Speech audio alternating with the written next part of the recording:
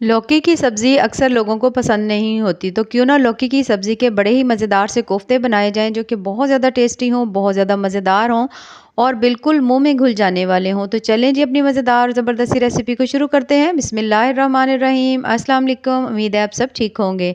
सबसे पहले तो जो मैंने लौकी ली है, ये बड़े साइज़ की लौकी है, तो मैंने सिर्फ़ और सिर्फ़ एक ही ली है। इसको हमने पहले धो लेना है, धोने के बाद अच्छी तरह से हमने इसको छील लेना है। छीलने के बाद मैंने इसको कश कर लिया है अच्छी तरह से और आप जानते हैं लौकी में अच्छा खासा पानी होता है, तो हमने इसको हाथों की मदद से अच्छी तरह से निचोड़ लेना है और इसका जो पानी है ना वो हमने निकाल लेना है। लौकी का पानी निकाल कर ये देखिए मैंने साइड में रख ली है लौकी और ये अच्छी तरह से खुश्क कोशिश करें किसी कपड़े में डालकर इसको लटका लें, ताकि इसका पानी जो है ना वो अच्छी तरह से इसके अंदर ड्राई हो जाए, क्योंकि अगर पानी रहेगा तो फिर हमारे जो कोफ्ते हैं वो अच्छे नहीं बनेंगे। अब डालेंगे स्पाइसेस, तो आधा चम्मच इसमें मैं मिर्च डाल रही हूँ, आधा चम्मच नमक, थोड़ी-सी इसके अंदर हल्दी डालेंगे और कुछ और मसाले डालेंगे, जो आपके पास घर में मौजूद हो वो आप डाल लें। कुछ मैंने कलौंजी के दाने डाल दिए हैं, 1 चम्मच मैंने इसमें धनिया पाउडर, थोड़ा-सा मैंने इसके अंदर गरम मसाला पाउडर और इसके अंदर मैं थोड़ा-सा डाल रही हूँ चाट मसाला पाउडर, ताकि थोड़ा-सा स्पाइसी बने।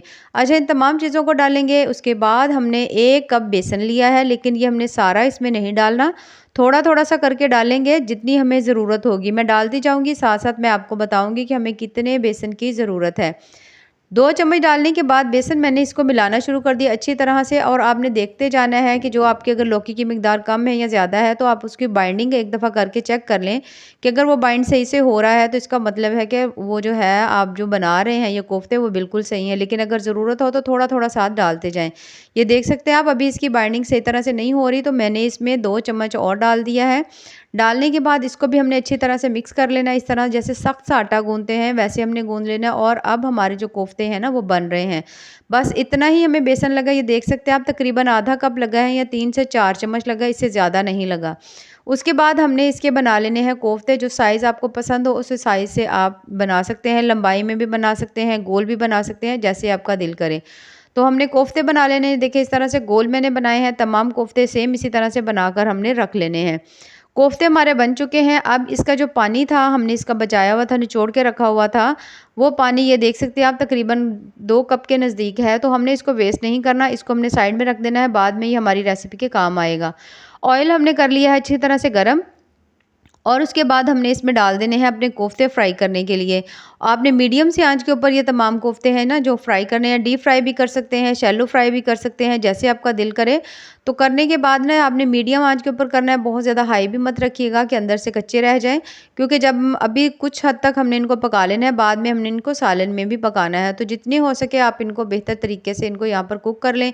तकरीबन 4 से 5 मिनट दरमियानी सी आँच के ऊपर बहुत अच्छी तरह जब आप देखें कि अच्छा सा कलर आ चुका है, तो कोफ्ते हमने निकाल लेने हैं, निकाल कर हमने इनको रख देना है साइड में।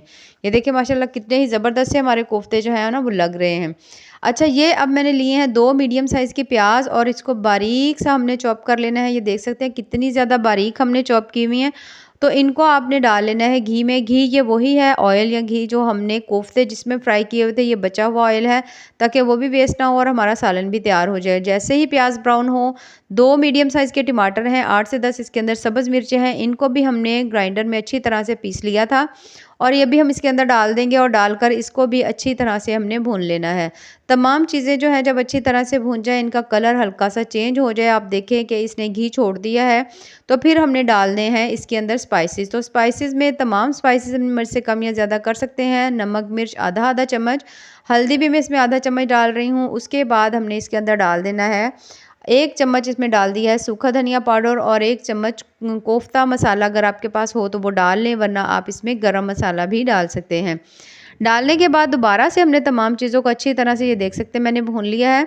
बहुत अच्छी तरह से भूनेंगे, जब आप देखें कि अच्छी तरह से ऑयल जो है सालन ने छोड़ना शुरू कर दिया है मसाले ने, तो फिर ये इस चीज़ की निशानी होती है कि आपका सालन जो है ना वो अच्छी तरह से भुन चुका है।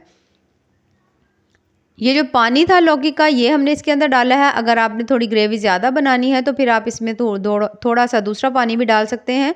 अच्छी तरह से मिक्स करेंगे और इसे पकाने के लिए रख देंगे। 4 से 5 मिनट दरमियानी आँच पर पकेगा। उसके बाद जब आप देखें कि हल्का-सा ऑयल इसके ऊपर आना शुरू हो गया है, तो फिर हम इसके अंदर डालेंगे कोफ्ते जो हमने बना कर रखे हुए थे।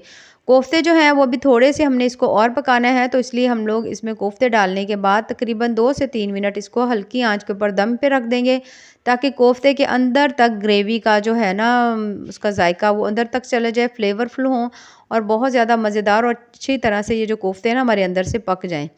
ढक्कन मैंने दे दिया है, 5 मिनट तक आपने इसको रखना है अच्छी तरह से मीडियम आँच के ऊपर, और ये देख सकते हैं 5 मिनट के अंदर बहुत अच्छी तरह से हमारे जो कोफ्ते हैं वो सेट हो चुके हैं, पक चुके हैं। और ये जो इनके अंदर हमने फ्राई करते हुए अगर कोई कसर रह गई थी, तो यहाँ पर हमारे कोफ्ते बड़े ही ज़बरदस्त से पक जाएँगे, अंदर तक बहुत ज़्यादा ये सॉफ्ट बनेंगे, जूसी बनेंगे। और ये देख सकते हैं आप मसाला माशाल्लाह कितना ही ज़बरदस्त सा बना है, और इतने थोड़े से सालन से बहुत सारा सालन तैयार हो चुका है माशाल्लाह से सारे घर के लिए। कसूरी मेथी डाल दी है, उसके बाद डालने के बाद दोबारा से हमने इसको मिक्स कर लेना है, मिक्स करेंगे और ये देखिए माशाल्लाह हमारे बहुत ही ज़्यादा टेस्टी से कोफ्ते तैयार हो चुके हैं। इन्हें हम डालते हैं किसी भी डिश में, और ये देखिए आप इसकी माशाल्लाह ग्रेवी चेक करें कि कितनी ही ज़्यादा मज़ेदार हैं, और ये इतने ज़्यादा सॉफ्ट, इतने ज़्यादा मज़े के बनते हैं कि इन्हें जब आप बनाएँगे और खाएँगे तो कोई नहीं कह सकता कि ये लौकी के कोफ्ते हैं। थोड़ी-सी क्रीम थी मेरे पास, तो वो मैंने इसके ऊपर डाल दी है।